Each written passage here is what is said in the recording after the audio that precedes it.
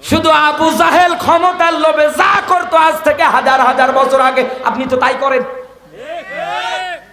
ফিরাউনের সঙ্গে যদি মিলাতে যান 100 মেনে যায়। ফিরাউন বলেছিল আনা রব্বুকুমুল আলা, আমি তোমাদের সবচাইতে বড় রব। কথা বলে না কেন? এই বাংলাদেশে 16 বছরে যারা দায়িত্ব ছিল, যাদের ক্ষমতা ছিল, ওরা বলে যে আমাদের উপরে আর কেউ নেই। কথা বলে না কেন? একাধারে বক্তব্য দিত, আমরা তো বসেছি 41-71 টার্গেট নিয়ে, তার মানে আমাদের উপরে আর কেউ নেই। ফেরাউনের কথাটা এর এই কথাটা খাপের খাপ। মুমতাজের বাপ, আপনাকে আরো কাফের চেনানো লাগবে না? আপনি এখনো পরিপূর্ণ কাফের কারা ওইভাবে বুঝতে পারেননি। আমি আপনাকে আর একটা দলিল দিয়ে বোঝাচ্ছি। কোরআনে কারীম সূরা হাজাবের 40 নম্বর আয়াতটার দিকে একটু মনোযোগ দেন। আমার বাংলাদেশে 64টা জেলা আছে, 56,000 বর্গ মাইলের এই দেশ, 96% মুসলমান। এই দেশের মধ্যে পঞ্চগড় নামে একটা জেলা আছে, যেই জেলার মধ্যে একদল লোক আছে, আমরা যাদের পরিচয় সম্পর্কে আগেই জেনে ফেলেছি, ওরা হচ্ছে কাদিয়ানি। ওদের দাবি কি? মা কানা মুহাম্মাদুন আবা আহাদিম মির রিজালিকুম। এ পর্যন্ত তারা মানে যে নবীজি কোনো পুরুষের পিতা না। কথা বলে না কেন? এরকম ব্যাখ্যা আছে না ধারাবাহিকভাবে? আমার এই জায়গার মধ্যে অত কিছু ব্যাখ্যা করে আপনাকে বলার দরকার নেই। যেটা বললে আপনি বুঝবেন, আমি ওইটাই বলতেছি সহজভাবে। এই আয়াতটাকে 3 ভাগ করেন। প্রথম অংশ থেকে মাঝের অংশ পর্যন্ত ওরা একাধারে মেনে নেয়, শুধু এতটুকুন শব্দ আর একটা ভাগ, খতামান নবিয়্যিন, বিশ্ব নবীর পরে আর কোন নবী নেই, তথা খতম মানে শেষ, সমাপ্তি। একথা বলে না? নবীজির পর পরে আর কোন নবী নেই, এ ঘোষণা কার? কোন রাসূল আছে? নবুয়তের দরজা যিনি বন্ধ করেছে তিনি কে? এই দেশে যারা কাদিয়ানি আছে, ওরা বলে না নবীজির পরে নবী, তার নাম গোলাম আহমদ কাদিয়ানি। ইতিহাসের মধ্যে যার নিকৃষ্ট মরণ হয়েছে, বাথরুমের ভিতরে পড়ে গিয়ে মারা গিয়েছে। আমার বন্ধুরা, এই আয়াতটা থেকে আমি আপনাকে যেটা ব্যাখ্যা দিয়ে বোঝাতে চাচ্ছি, এই কোরআনের মধ্যে 6236টা আয়াতে কারিমা কেউ বলেছে, আবার কেউ বলেছে না মতান্তরে 6666টা আয়াতে কারিমা। আমরা এই দুইটা ব্যাখ্যার মধ্যে না একটা ধরলাম, 6666টাই আয়াত। একথা বলে না কেন? আমি আপনাকে বোঝানোর জন্য বলছি।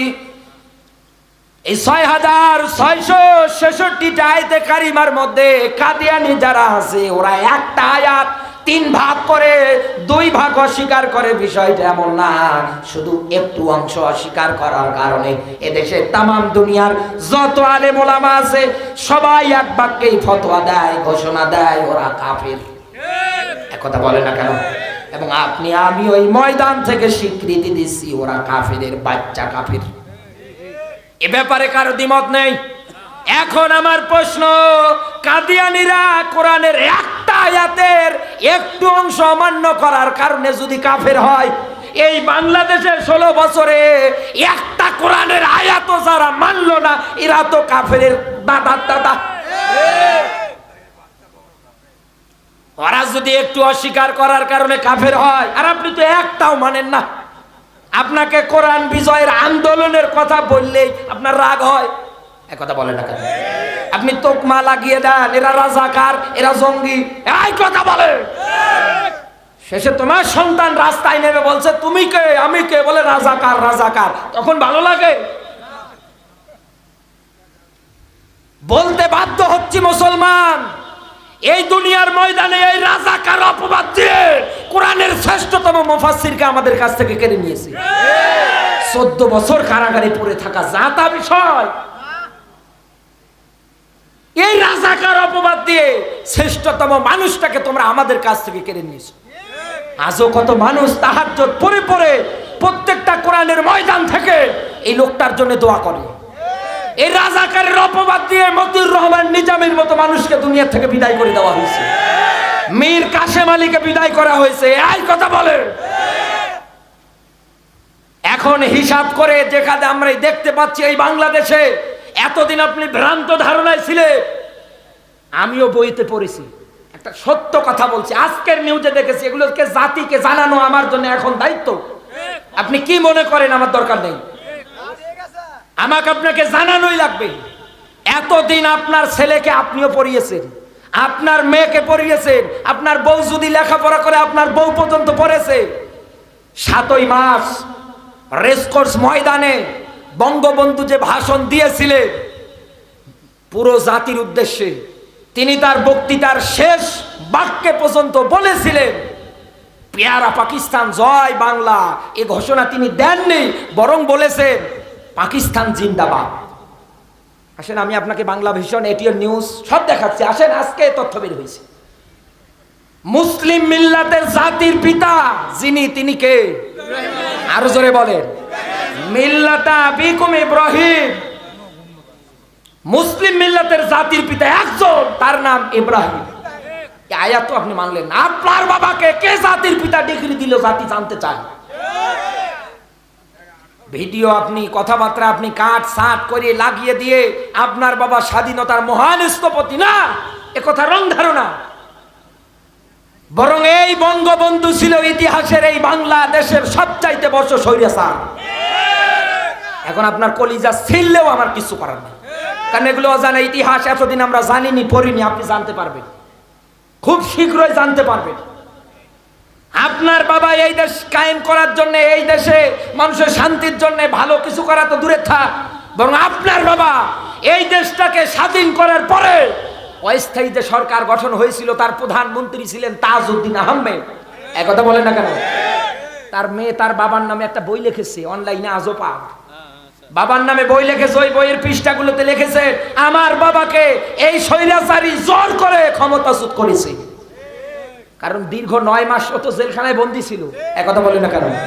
সাধারণ মানুষগুলোকে নির্বিচারে মেরেছে। আর আপনি বলেন এ দেশ আমার, এ দেশের মাটি আমার, আমার বাবার বিরহ যন্ত্রণা আমি ভুলবো কেমন করে? এই দেশের মধ্যে আবু সাইদের মা আজও চোখের পানি ফেলে কান্না করে। এদেশে মুগ্ধ ভাইয়ের মা হাউমাউ করে কান্না করে। আরে ভাই, ছোট্ট বাচ্চা ছাদের উপরে খেলতে গিয়েছে, ওকে পর্যন্ত আপনি গুলি করে মারলেন। আপনি বললেন যে আমার বাবা। আর না, আপনার এগুলো সব এই জমিনে ক্ষমতা টিকে থাকার জন্য। আপনার বাবা যেমন স্বৈরাচার ছিল এই জমিনে, ঠিক তেমনি আপনি ওরকম বড় স্বৈরাচার তৈরি হয়ে গেছে। আমার বন্ধুরা, রাত গভীর হয়ে যাচ্ছে, আমি বেশি কথা বলি এই সময় নষ্ট করতে চাই না।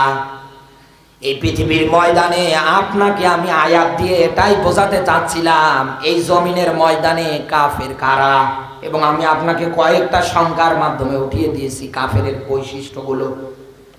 আপনার মাথায় যদি মগজ থাকে, ব্রেন বুদ্ধি থাকে, আপনি 100-এ 100 বুঝে ফেলেছেন এই জমিনে কাফের কারা। এটা নিয়ে আর নতুন করে নাড়াচাড়ার দরকার নেই। এই পৃথিবীর ময়দানে নবীজিকে আল্লাহ পাক ডাক দিয়ে বলেছিলেন 1 নম্বরে, হে নবী, এদের বিরুদ্ধে লড়াই সংগ্রাম করা ফরজ, আপনি করেন। 2 নম্বরে ওয়াল মুনাফিকুন, এই দুনিয়ার ময়দানে এই মানুষগুলো যারা আছে তারা হচ্ছে মুনাফিক, সুবিধাবাদ আর জিন্দাবাদ। কথা বলে না, যখন যেদিকে পানি আসে ওই দিকে ছাতা ধরে। এই যে লোকগুলো চলে যায়, এগুলো মানে ওই দলের লোক, একেবারে বাস্তব, দেখেন টাটকা ওই দলের লোক। মুনাফিক এই দুনিয়ার ময়দানে যারা, ওদের বিরুদ্ধেও কোনো আপোষ নেই। নবীজিকে আল্লাহ জানিয়েছেন এদের বিরুদ্ধে লড়াই করা ফরজ। এ কথা কার? আরো জোরে বলে। মুনাফিক যারা হবে তাদের বৈশিষ্ট্য কেমন? কোরআনে কারীম জানিয়েছে ওয়ামিনান নাসি মাইয়াকুলু আমান্না, বলেন আল্লাহু আকবার। সূরা বাকারা 2 নাম্বার সূরা, 1 নাম্বার পারা, 2 নাম্বার রুকুর 1 নাম্বার লাইনের 8 নাম্বার আয়াত। আল্লাহ পাক বলেন, হে নবী, মানুষের ভিতরে এমন একদল মানুষ আছে যারা আপনার কাছে এসে বলবে আমান্না, আমরা ঈমান এনেছি। এ নবী আপনার কাছে এসে বলবে আমরা ঈমান এনেছি জান্নাত জাহান্নাম পরকাল যা আছে সবগুলোর উপরে। আল্লাহ পাক নবীজিকে ডাক দিয়ে বলছে, হে নবী, ওমা হুম বিমুমিনিন, এগুলো একটাও মুমিন ইমানদার নাই, এগুলো নির্ভেজাল মুনাফিক। এই বাংলাদেশে মুনাফিক যারা আছে আপনার দৃষ্টিতে এখন চেনেন সুবিধাবাদ আর জিন্দাবাদ। 5ই আগস্টের আগে এই দেশের মধ্যে আমি তাকিয়ে দেখেছিলাম, যারা ওই দলের লোকদেরকে সমর্থন করত, ওই দলের লোকদের পিছনে 1000 টাকার জন্য, একটা চার কাপের জন্য বিভিন্ন জায়গায় মাইক ফেলে স্লোগান দিত। 5ই আগস্টের পরে এরা পালানোর পরে এরা এখন এই রাস্তার ধারে ধারে এরাও স্লোগান দেয়, বলে আমরা জামাত, আমরা শিবির। এই কথা বলে আপনার এলাকায় নাও দেখতে পাইলো, আমি আমার এলাকায় দেখতে পেয়েছি নিজ চোখ দিয়ে। এতদিন আপনি ওদের গুণগান গাইলেন, ওদের টাকা পয়সা খাইলেন, আর এখন ওদের নিয়ে এসে মিটিং করেন। আপনি তো নির্ভেজাল মুনাফিক। এই দুনিয়ার ময়দানে এই মুনাফিক যারা আছে ওরা শুধু তৈরি হয় মুসলমানের মধ্যে। এই মুনাফিকেরা যদি মারা যায় ওদের জন্য কোনো আলেমের জানাজা পড়া জায়েজ নেই। কারণ আব্দুল্লাহ ইবনে উবাই ছিলেন মুনাফিকদের সর্দার। কথা বলেন না কেন? সাহাবীদের নিয়ে নবীজি বসে আছে, এমন সময় তার সন্তান আব্দুল্লাহ এসে ডাক দিয়ে বলে, হুজুর আমার সালাম নেবেন। আমার বাবা আব্দুল্লাহ ইবনে উবাই মারা গিয়েছে। আমার বাবা মারা যাওয়ার সময় ওসিয়ত করে গিয়েছে আমার কাছে কয়েকটা। 1 নম্বরে কাফনের কাপড়টা যেন আপনার জুব্বা মোবারক হয়, 2 নম্বরে জানাজার নামাজটা যেন আপনি নিজে পড়ান। ইতিহাসের মধ্যে ব্যাখ্যা এসেছে নবীজির সঙ্গে সঙ্গে জামা খুলতে আরম্ভ করলেন। হযরত আমার পিছন দিক থেকে নবীজির জুব্বাটা টেনে ধরে ডাক দিয়ে বলছে, হে নবী, কার জন্য জুব্বা দেন? আপনি কি জানেন না উহুদের প্রান্তরে যুদ্ধে যাবেন এই লোকটা 300 সাহাবী নিয়ে পলায়ন করেছিল। ছোট্ট বাচ্চার মতো ডুকরে ডুকরে কান্না করেছিলেন। শুধু এ না, সারাটা জীবনে একাধারে এরকম দিন কায়েমের আন্দোলনের বিপক্ষে স্লোগান দিল। আরে তো ইমানদার অবস্থায় মারা যায়নি, ও তো মুনাফিক হয়ে মারা গিয়েছে। আপনি ওর জন্য জুব্বা দেবেন? খবরদার জুব্বা দেবেন না। নবীজি ডাক দিয়ে বললেন, ওমর তুমি আমার জুব্বা ছেড়ে দাও, আমার আল্লাহ এখনো নিষেধ করেনি। আল্লাহর নবী জুব্বা খুলতে চললেন, আবার সঙ্গে সঙ্গে সূরা তাওবার 80-84 আল্লাহ 2টা আয়াত নাজিল করে দিলেন। এ নবী খবরদার, আপনি ওর জন্য জামা দেবেন না, ওর জানাজা পড়াবেন না, ওর কবরের পাশে দাঁড়াবেন না। নবী 1 বার 2 বার কেন 70 বারের অধিকও যদি আপনি ওর জন্য দোয়া করেন, আমি আল্লাহ কবুল করব না। জয়পুর হাটবাসী, আপনি কি নবীর চাইতে বড় হুজুর? হ্যাঁ, আপনি নবীর চাইতে বড় হুজুর? আপনি দেখতে পারেন এই লোকগুলো এই জমিনে প্রকাশ্যে দিন কায়েমের বিরুদ্ধাচরণ করে। ওরে এতদিন যেমন স্লোগান ছিল, হুজুর ধরো, হুজুর মানো, সকাল বিকাল নাস্তা করো, তো মারা গিয়েছে পড়ে থাক রাস্তায়, ও লাশ কুকুর শিয়ালে খাক। কিন্তু আপনি মৌলবি তো 2 নাম্বার, মাথায় ঘোমটা দিয়ে 500 টাকার নোট পকেটে দিলে সিনেমা হল গিয়ে দোয়া করেন, আল্লাহ কিয়ামত পর্যন্ত চালু রাখো। এই দেশে তো আরো ওরা সুযোগ পায়। আপনারা হাসেন আর আমি দুঃখ করি, এদেশে কি অবস্থা তৈরি হচ্ছে দিন দিন। আলেম ওলামারা যদি এইভাবে নিজেদেরকে ঐক্যতায় আনতে পারতো, এই দেশে মুনাফিক যারা পড়ে থাকতো, মারা যেত, জানাজা দেওয়ার লোক খুঁজে পেত না। এই যে মতিয়া চৌধুরী না কি নাম যেন, কয়েকদিন আগে মারা গেল না, ওর কবর পর্যন্ত দেওয়া হচ্ছিল না। ওকে ঘোষণা দিয়েছিল যে আপনি অগ্নিকন্দা, একথা বলে না, মারা গেল, ওকে কবর পর্যন্ত দেওয়া হচ্ছিল না, বাধা দিয়েছিল। যেমন বাধা দিয়েছিল খুলনা দারুল আলকামে আমাদের বিশ্ব নন্দিত মুফাসসিরকে খবর দেওয়ার সময়।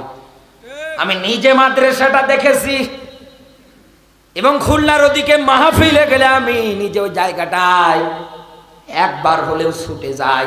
একটা গোপন কক্ষ আছে, ওই কক্ষের মধ্যে আমাদের এই কলিজার টুকরা মুফাসসির সময় কাটাতে। তার হাতে গড়া প্রতিষ্ঠান খুলনায়,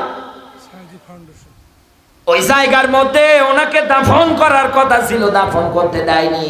বাংলাদেশে আমরা তাকিয়ে দেখলাম এদেশে মারা গেল জালেম, ওর জানাজায় বাধা। ওই আল্লাহ কি দুর্বল? আরো আপনি কত কিছু দেখতে পারবেন। আমি আপনাকে যেটা বোঝাতে চাচ্ছিলাম, দুনিয়ার ময়দানে মুনাফিক যারা, এরা সব সময় সুবিধাবাদ আর জিন্দাবাদ।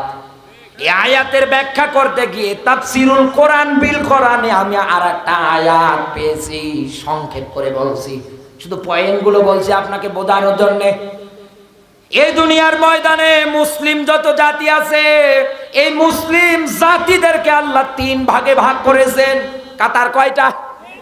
আমি দলিল বলছি, লিখে নেন, বাড়ি গিয়ে ভালো করে মেলাবেন। এই পৃথিবীর ময়দানে মুসলিম জাতির 1 নাম্বার কাতার, ওরা নিজেরাই নিজের নফসের উপরে জুলুম করে। ওরা নিজেরাই নিজেদের উপরে জুলুম করবে। এখন বলবেন যে আমি কেমন করে নিজেই নিজের উপরে জুলুম করব? এই আয়াতের ব্যাখ্যা বুঝতে গেলে তা যাওয়া লাগবে সূরা লুকমানের আয়াতে, ইন্নাশ শিরকা যুলমুন আযীম। নিশ্চয়ই পৃথিবীতে শিরক হচ্ছে সবচাইতে বড় জুলুম। এই বাংলাদেশে আপনি তাকিয়ে দেখেন, নিজের মা বাবার খোঁজ নেই, ও বাবা নিয়ে বসে আছি। আল্লাহর ব্যাখ্যা ওয়াসজুদু ওয়াক্তারিব, আল্লাহর নৈকট্য পাওয়ার ক্ষেত্রে, আল্লাহর কাছাকাছি হওয়ার ক্ষেত্রে একমাত্র সেজদা দেওয়া লাগবে কাকে? ও আল্লাহকে সেজদা দেয় না, ও সেজদা দেয় গিয়ে মাজারে। আপনার এই মাথাটা তো নত হবে আমার আল্লাহর সামনে, আপনি তো ও জায়গায় নত করতে পারেন না। আজান হয় ওয়াক্তর পর ওয়াক্ত, আপনাকে মসজিদে খুঁজে পাওয়া যায় না। আপনি চুল বড় করে বলেন আমি তো ভান্ডারি, তোর বাটা মারলা আগে ফাটাবে। 2 নম্বরে পৃথিবীর ময়দানে মাঝামাঝি অবস্থানকারী, সুবিধাবাদ আর জিন্দাবাদ মুসলমানদের ভিতরে 2 নম্বর কাতার। 3 নম্বর কাতারের মধ্যে আমি যাদের তথ্যগুলো পেয়েছি ধারাবাহিক ভাবে, যেমন বেলালের কাতার, এই কথা বলে সত্যের উপরে টিকে থাকবে, তারপরেও কোনোদিন ঈমান হারা হবে না। সত্যের উপরে তারা টিকে থাকবে, তারপরেও জালিমের সামনে মাথা নত করবে না। হযরতে বিলাল বাবলা গাছের কাটা জিহ্বায় ফুটিয়ে দিয়েছিল উমাইয়া। অপরাধ কি? একটাই মাত্র অপরাধ, শুধু ঈমান আনা। বারবার জবান দিয়ে আহাদ আহাদ বলে। এই জন্য এখানে যারা হজ করে এসেছেন, আমার বাবা হজ করে এসেছিল, আসার পরে জিজ্ঞাসা করেছিলাম জায়গাগুলো কেমন। আমি যদিও যাইনি, ওমরার নিয়ত করেছি, দোয়া করবেন আল্লাহ যেন আমাকে নিয়ে যায়।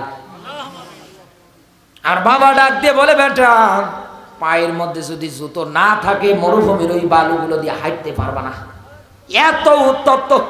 এখানে হাজি নেই, জিজ্ঞাসা করেন। এত উত্তপ্ত আর এত গরম, আমার দেশে আর কি গরম, ওর চাইতে ডাবল গরম ওই দেশে। সবার ক্ষেত্রে গিয়ে ওই আবহাওয়াটার সাথে মানান হয়ে যায় না, অনেকে অনেক পরিমাণে অসুস্থ হয়ে যায়। হযরতে বিলাল ঈমান আনার কারণে, সত্য জিনিস আঁকড়িয়ে ধরার কারণে হযরতে বিলালকে চাবুক দিয়ে পিটিয়ে পিটিয়ে ওই উত্তপ্ত মরুভূমির বালুর মধ্যে শুইয়ে দিতেন। শুধু এতটুকুনি না, বুকের উপরে পাথর চাপিয়ে দিতেন। আহাদ আহাদ এই শব্দটা বারবার বলছে জন্যে বাবলা গাছের কাটা এনে জিহ্বায় ফোটাবে। হযরতে বিলাল ডাক দিয়ে বলে, উমাইয়া আমি আল্লাহর নাম স্মরণ করি, আল্লাহ এক, আল্লাহ এক, এ কথা বলি জন্যে তোমার সহ্য হয় না, এই জন্যে তুমি বাবলা গাছের কাটা এনে ফোটাবা। তুমি শুনে রাখো, আমি আমার মালিকের নামটা আমার হৃদয়ের অঙ্কনে অঙ্কন করে নিয়েছি। এই পৃথিবীর ময়দানে মুসলিম জাতির কাতার রে, তো এই কাতারটাই আমাদের থাকা দরকার। একথা বলে না কেন? আর সত্য আর মিথ্যা কোনটা, এটা আপনি পার্থক্য করবেন এই কোরআন দিয়ে। হুদাল্লিন নাসি ওয়া বাইয়িনাতিম মিনাল হুদা ওয়াল ফুরকান। আল্লাহ রাব্বুল আলামিন জিন্দা মানুষদের জন্য কোরআন দিয়েছে। কেন দিয়েছে জানেন? দুনিয়ায় যাতে কোরআন দিয়ে সত্য আর মিথ্যার পার্থক্যটা তারা নির্ণয় করতে পারে। এই দেশে আপনি কি পার্থক্য নির্ণয় করবেন? আপনি কোরআনই পড়তে পারেন না, একথা বলেন। আপনি তো পড়তেই পারেন না। আল্লাহ পাক যেন আমাদেরকে মুনাফিক এরপরে নিজেই নিজের উপরে জুলুমে দুই প্রকার কাতার থেকে নাম কেটে দিয়ে আমার আল্লাহ যেন আমাদেরকে সত্যের কাতার বন্দী হিসাবে কবুল করে, বলেন আমিন। জয়পুরহাটবাসী এই দুনিয়ার ময়দানে আল্লাহর ভালোবাসা নৈকট্যের ক্ষেত্রে এই দুনিয়ার ময়দানে লড়াই সংগ্রাম, 1 নম্বরে কাফের, 2 নম্বরে মুনাফিক। আল্লাহ পাক যেন করবার তৌফিক দান করে, বলেন আমিন। নবীজির প্রতি দরুদ, মানবতার মুক্তির মডেল, মানবতার মহান আদর্শ, মানবতার শিক্ষক, নবীকুর শিরোমণি নবী মুহাম্মদুর রাসূলুল্লাহ সাল্লাল্লাহু আলাইহি ওয়াসাল্লাম। জবান সেরে কোরআনের সোনালী আয়াত আমার সঙ্গে পড়ে না। আউযু বিল্লাহি মিনাশ শাইতানির রাজিম। বিসমিল্লাহির রহমানির রহিম।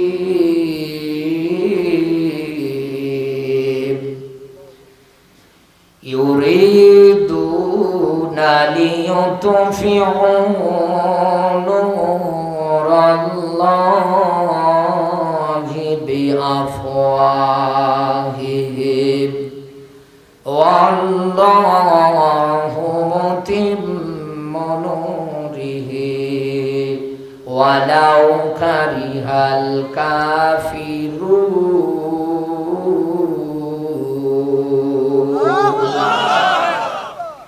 আপনাকে আগামীকালকে কেউ যদি জিজ্ঞাসা করে আতাহার উত্তরপাড়া যুব সমাজের উদ্যোগে আজকের এই আয়োজনে কি আলোচনা করেছিল, আপনার মনে থাকবে তো?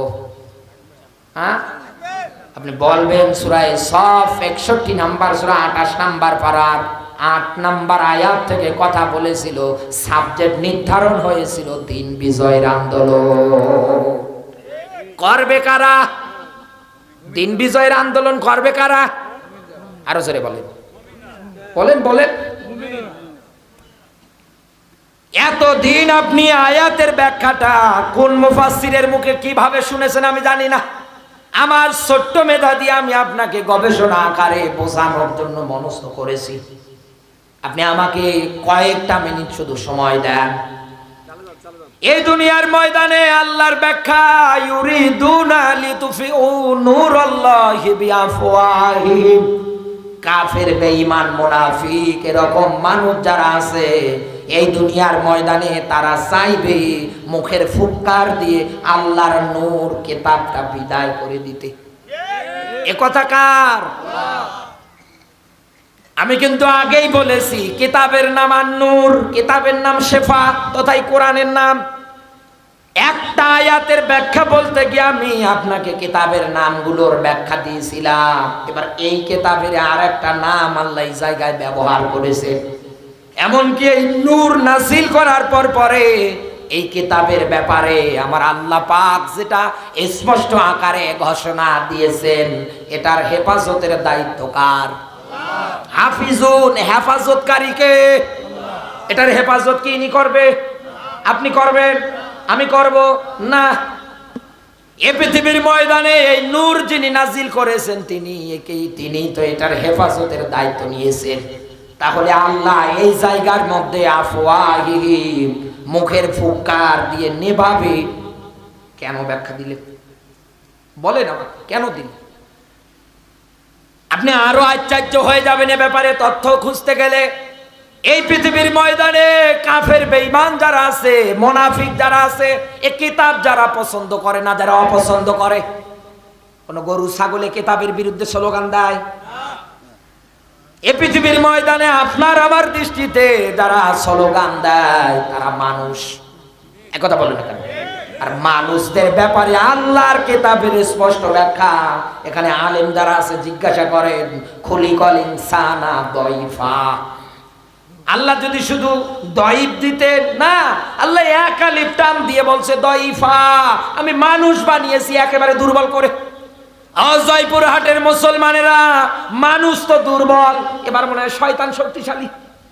না, শয়তানের ব্যাপারেও আল্লাহর ব্যাখ্যা দঈফা। শয়তানের চক্রান্ত যত তন্ত্র মন্ত্র সব দুর্বলে কথাকার। জয়পুরহাটের মুসলমানেরা, এইবার আপনি আশ্চর্য হয়ে যাবেন, মানুষদের ব্যাপারে আল্লাহ দঈফ শব্দ দিলেন, দঈফা এক আলিফ টান দিয়ে বললেন।